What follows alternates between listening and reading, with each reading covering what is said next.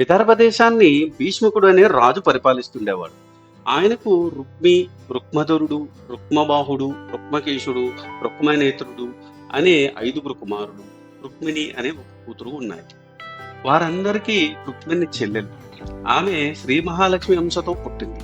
మహాగుణవంతురాలని, సౌందర్య రాశి అని ప్రసిద్ధి పొందింది. భీష్ముకుని ఇంటికి ఎప్పుడూ అనేక మంది అతిథులు వస్తుండేవారు. వారు యాదవ శ్రేష్ఠుడైన శ్రీకృష్ణుని లీలలను, గుణగణాలను కథలుగా చెప్తుండేవారు.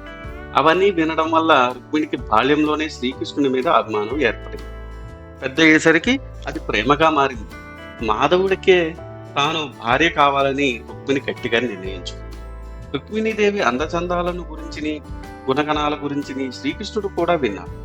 ఆమెను ఎలాగైనా వివాహం చేసుకోవాలని ఆయన పట్టుదలగా ఉన్నారు.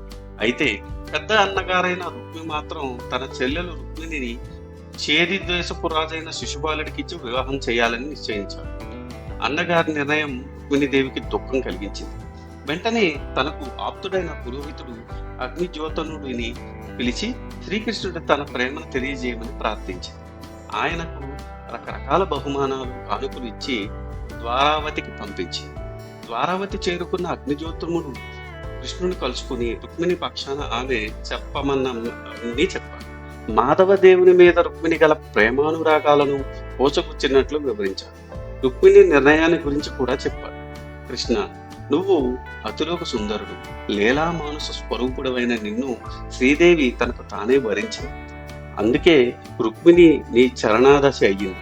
అంతఃపురంలో ఉండే తాను నిన్ను చేరుకునే ఉపాయం కూడా ఆ కన్యే చెప్పింది అని రుక్మిణి పంపిన సందేహాన్ని అగ్నిజ్యోతనుడు శ్రీకృష్ణుడికి అందజేశారు. నువ్వు వచ్చి శిశుపాల, జరాసంధులను ఓడించి నన్ను నీ దానిగా చేసుకో. చతురంగ బలగాలతో రా. అయితే నా బంధువులకు చేటు వాటెళ్లకుండా ఉండేందుకు ఒక ఉపాయం చెబుతాను. రేపు వివాహమునకు ముందు రోజు వధువు స్వయంగా వెళ్లి కులదేవత అయిన సర్వమంగళను కొలవటం నా ఆచారం. మా కులదేవతను సేవించేందుకు నన్ను మా వాళ్ళు నగరం వెలుపలికి తీసుకువెళతారు. అక్కడికి నువ్వు వచ్చి నన్ను చేపట్టవు మాధవ అని నల్లనయ్యను వేడుకుంది రుక్మిణి. కృష్ణుడికి పరిస్థితి అర్థమైంది. వెంటనే రథసారథి దారకుడిని కబురు పంపాడు. బలరాముణ్ణి, మరికొంద యాదవ ప్రముఖుల్ని తోడు తీసుకొని శైబ్య, సుగ్రీవ, మేఘ, పుష్ప, బలాహక అనే 4 గుర్రాలన్న రథమెక్కి ఒకే ఒక రాత్రిలో విదర్భ రాజధాని కొండనాపురం చేరుకున్నారు. అప్పటికే వరుడు శిశుపాలుడు రథగజ భవనాలతో, చతురంగ బలగాలతో, బంధుమిత్రులతో కుండినపురం చేరుకున్నాడు. జరాసంధ, దంతవక్త్ర, సాల్వ, విడూరథ, పౌండ్రకాదులు కూడా శిశుపాలుని పక్షాన తమ సేనలతో విడిదికి తరలి వెళ్లారు. కుండిన నగరమంతా ఆ సమయంలో ఇసుకేస్తే రాలనంత ఉంది. రుక్మిణి మనసులో లేదు. అంతవరకు స్వామి నుంచి జవాబుగా తనకు ఏమీ చేరకపోవడంతో రుక్మిణి కలవరపడింది. యాదవచంద్రుడు ఏమనుకున్నాడో, సందేహం పట్టుకు వెళ్లిన అగ్నిజ్యోతనుడు అసలు స్వామిని చేరాడో లేదో, మధ్యదారిలో మార్గాయాసానికి గురి కాలేదు కదా అని పరిపరి విధాల కలత చెందింది. అంతలోనే అగ్నిజ్యోతనుడు వచ్చాడు. కుండినా నగరానికి బలరామకృష్ణులు వచ్చారని, కృష్ణుడు ఆమెను రాక్షస వివాహం చేసుకుంటాడని చల్లని కబురు చెప్పాడు. రుక్మిణి మనసు కుదుటపడింది. అగ్నిజ్యోతనుడికి కృతజ్ఞతలు చెప్పుకుంది. శుభముహూర్తం సమీపిస్తుంది. గౌరీదేవిని పూజించేందుకు రుక్మిణి నగరం వెలుపలి సర్వమంగళ ఆలయానికి తీసుకువెళ్లారు.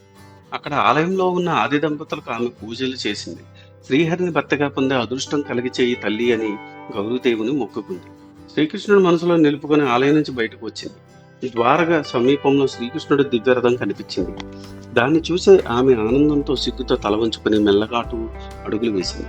శ్రీకృష్ణుడు రథం దిగి వచ్చి తనకు నలువంకలా ఉన్న రాజులెవ్వరినీ లక్ష్య పెట్టకుండా ముందుగా వెళ్లి రుక్మిణీదేవి చెయ్యి పట్టుకుని ఆమెను దగ్గరకు తీసుకున్నాడు. రథంలో ఎక్కించుకున్నాడు. విజయ శంఖాన్ని పూరించి రథాన్ని ద్వారకా నగరం వైపు పరుగులు తీయించాడు. జరాసంధుడు అది చూశాడు. అతనికి అమితమైన ఆగ్రహం కలిగింది. జరాసంధుడు, అతని స్నేహితులు సైన్యాలను తరలించుకుని యాదవ వీరులను తరుముకుంటూ వెళ్లారు. ఇరు పక్షాలకు మధ్య ఘోర యుద్ధం జరిగింది. కృష్ణుడు శరవర్షం కురిపించాడు. జరాసంధుడి రథాలను కూల్చాడు. మత్త గజాలను సంహరించాడు. గుర్రాలను వధించాడు. సైనికులను హతమార్చాడు. ఇదంతా తెలిసిన రుక్మి తన చెల్లెల్ని శ్రీకృష్ణుడు అపహరించుకుపోవడం సహించలేక ఒక అక్షోహిణి బలంతో యాదవుల మీదకు ఉరికాడు. ఇప్పుడు కృష్ణుడు రుక్మి కోదండాన్ని ఖండించాడు. రథాన్ని కూల్చాడు. అతన్ని తీవ్రంగా గాయపరిచాడు. నిరాయుధుడైన నేలపై నిలిచిన రుక్మికి సంభవించబోయే ఆపదను రుక్మిణి అర్థం చేసుకుంది. అడలిపోయింది. శ్రీకృష్ణుని పాదాల మీద పడి తన అన్నకు ప్రాణభిక్ష ప్రసాదించమని వేడుకుంది. శ్రీకృష్ణుడు రుక్మిణి ప్రార్థన మన్నించి రుక్మిణి సంహరించకుండా వదిలేశాడు. అతన్ని బంధించి అతని తలకట్టు సగం తీసి మీసాలు కొంతవరకు కోసి విడిచిపెట్టాడు. రుక్మి తనకు జరిగిన పరాభవానికి అమితంగా విచారపడి శ్రీకృష్ణుని గెలిచి కానీ కుండెనా నగరం ప్రవేశించనని ప్రతిజ్ఞ చేసి అప్పటి నుంచి భోజఘటంలో ఉండిపోయాడు. ద్వారకలో రుక్మిణి కృష్ణుల వివాహం వైభవంగా జరిగింది. ఇలా రుక్మిణి కృష్ణుల కళ్యాణం జరిగింది. చూశారు కదా, ఇది ఈనాటి టాపిక్. మరిన్ని ఇంట్రెస్టింగ్ టాపిక్స్ కోసం మీరు చేయాల్సిందల్లా మా ఛానల్ సబ్స్క్రైబ్ చేసుకుని బెల్ నోటిఫికేషన్ ఆన్ చేసుకుని ఉంచుకోండి. ఈ వీడియో కనుక మీకు నచ్చితే do like, share and subscribe. Thanks for watching. Have a nice day. జై సనాతన్.